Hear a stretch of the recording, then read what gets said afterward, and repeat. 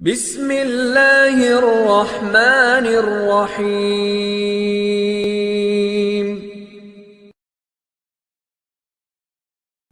الحمد للہ الذی خلق الانسان فی احسن تقویم،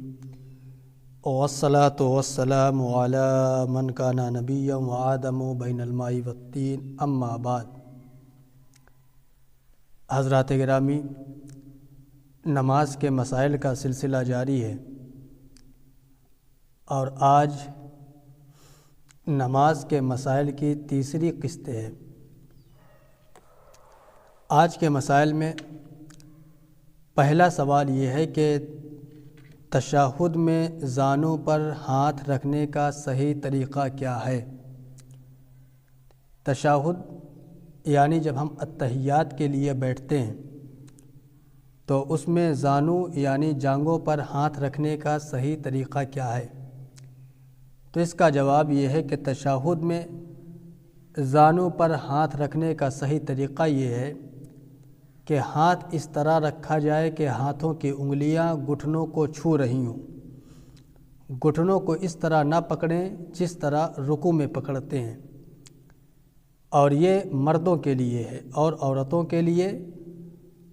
انگلیوں سے گھٹنوں کو پکڑنا اور انگلیوں کو گھٹنوں پر رکھنا یہ سنت ہے۔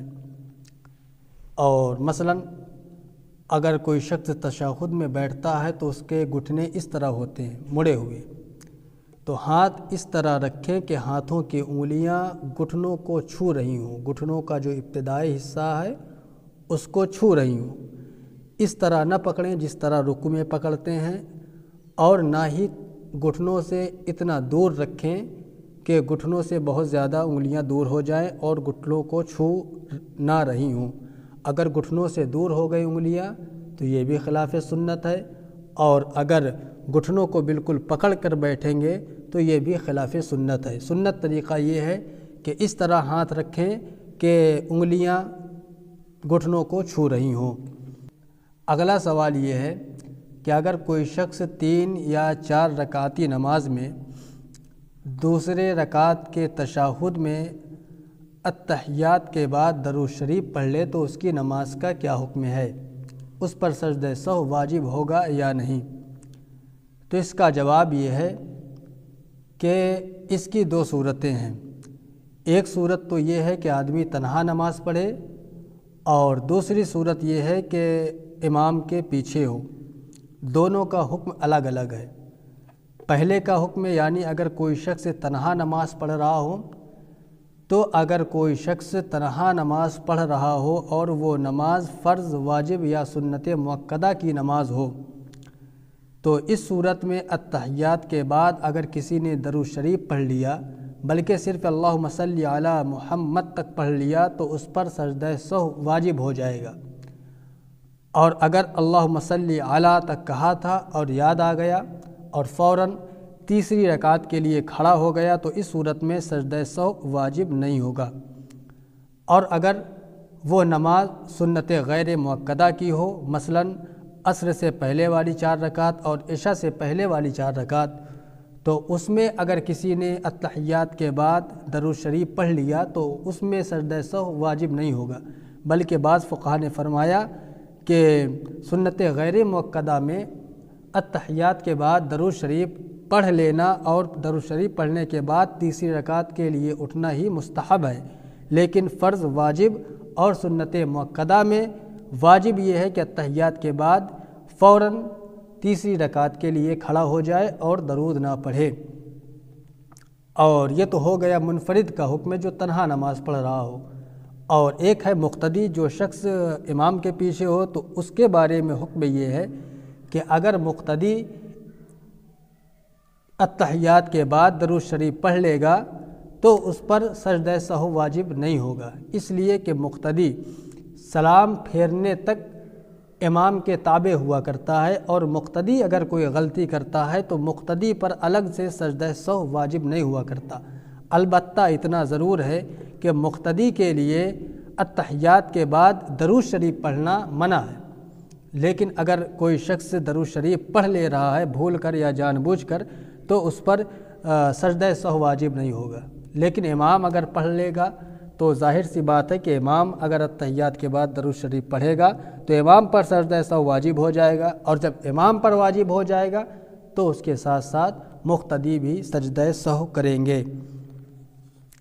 اگلا سوال یہ ہے کہ مقتدی اگر امام سے پہلے سلام پھیر دے تو مقتدی کی نماز ہوگی یا نہیں؟ تو اس کا جواب یہ ہے کہ اگر مقتدی نے امام سے پہلے سلام پھیر دیا تو اگر تمام چیزیں پڑھنے کے بعد سلام پھیرے گا تو اس صورت میں مقتدی کی نماز ہو جائے گی، لیکن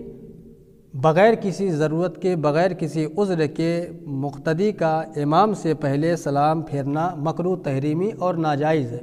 لیکن اگر کوئی عذر ہو تو اس صورت میں پھیر سکتا ہے، اور بغیر کسی عذر کے اگر سلام پھیرے گا تو مکروہ تو ہے لیکن اس کی نماز بہرحال ہو جائے گی۔ اگلا سوال یہ ہے کہ نماز میں چادر اوڑھنے کا اور شال وغیرہ اوڑھنے کا صحیح طریقہ کیا ہے؟ سر سے اوڑھ کر نماز پڑھی جائے یا کاندھے سے؟ تو اس کا جواب یہ ہے کہ نماز میں سر سے چادر اور شال کو اوڑھ کر نماز پڑھنا سنت ہے، اور کاندھے سے اوڑھ کر نماز پڑھنا مکروہ تنزیہی ہے۔ ایک ہوتا ہے مکروہ تحریمی اور ایک ہوتا ہے مکروہ تنزیہی۔ مکروہ تحریمی کا مطلب یہ ہے کہ اگر کسی نے مکروہ تحریمی کا ارتکاب نماز کے اندر کر لیا تو اس سے نماز کو دہرانا لازم اور ضروری ہو جایا کرتا ہے، لیکن مکروہ تنزیہی کا معاملہ یہ ہے کہ شریعت کی نگاہ میں ایسا کرنا پسندیدہ نہیں ہے۔ لہٰذا خلاصہ کلام یہ ہوا کہ اگر کسی نے کاندھے سے شال کو اوڑھ کر، چادر کو اوڑھ کر نماز پڑھی تو اس کی نماز ہو جائے گی، لیکن شریعت کی نگاہ میں یہ پسندیدہ نہیں ہے، لہٰذا اس سے پرہیز کرنا چاہیے۔ اور سردی کا موسم ہے تو مفلر بھی ظاہر سی بات ہے لوگ اوڑھتے ہیں، تو مفلر کے بارے میں حکم یہ ہے کہ مفلر اس طرح اوڑھنا، چاہے نماز کے اندر ہو یا نماز کے باہر، کہ منہ اور ناک بند ہو، یہ بھی منع ہے، لیکن نماز کے اندر اگر کوئی اس طرح اوڑھے کہ منہ بند ہو تو اس صورت میں نماز مکروہ ہوگی، اور لہٰذا اس بات کا خیال رکھا جائے کہ اگر مفلر منہ میں باندھے تو منہ کھلا رہنا چاہیے۔ ہاں اگر کوئی ضرورت ہو، بائک وغیرہ پر جا رہے ہوں، باہر ہوں، تو اگر منہ اور ناک بند کر لے رہے ہیں تو اس میں حرج نہیں ہے، لیکن بغیر کسی ضرورت کے ایسا کرنا یہ نماز کے باہر بھی منع ہے۔ اگلا سوال یہ ہے کہ صدری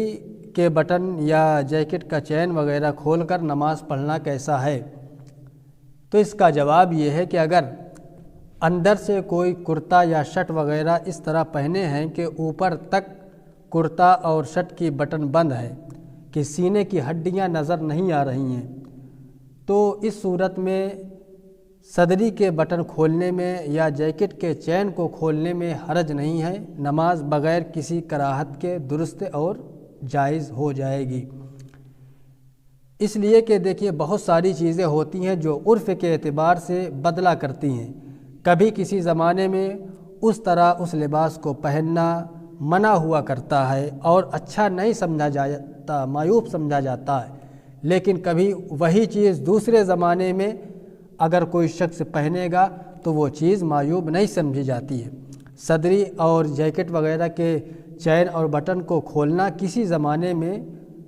یہ معیوب سمجھا جاتا تھا، اسی وجہ سے ہمارے بزرگان دین سختی کے ساتھ لوگوں کو اس سے منع کیا کرتے تھے، لیکن آج ہمارے زمانے کا عرف بدل چکا ہے۔ آج ہمارے زمانے میں کوئی شخص صدری کی ساری بٹن کو کھول کر، جیکٹ کا چین کھول کر کہیں بھی آسانی کے ساتھ بغیر کسی جھجک کے چلا جاتا ہے اور چلا آتا ہے، شادی ہو، بیاہ ہو، کسی معزز آدمی کے سامنے ہو، آدمی چلا جاتا ہے۔ تو اسی وجہ سے اس دور کے فقہاء کرام نے حکم یہ دیا کہ اگر کوئی اس زمانے میں صدری یا جیکٹ کا چین یا بٹن کھول کر اگر نماز پڑھ رہا ہے تو نماز بغیر کسی کراہت کے جائز اور درست ہو جایا کرتی ہے، لیکن بہتر یہ ہے، اس وقت بھی، اس دور میں بھی بہتر یہ ہے کہ چین بند کر لیا جائے جیکٹ کا، اور صدری کی اکثر بٹن 4 ہیں تو 3 بٹن، 6 ہے تو 4 بٹن، 5 بٹنیں ہیں تو 3 بٹن، اکثر بٹن جو ہے تو ان کو بند کر لیا جائے تاکہ بزرگوں کے ہمارے قول پر بھی عمل ہو جائے۔ لیکن اگر کوئی شخص نہیں بند کر رہا ہے تو بلا کراہت اس کی نماز جائز اور درست ہو جائے گی۔ اللہ تعالیٰ سے دعا ہے کہ اللہ تعالیٰ ہمیں مسائل دینیہ سیکھنے، ان کو سمجھنے اور ان پر عمل کرنے کی توفیق عطا فرمائے۔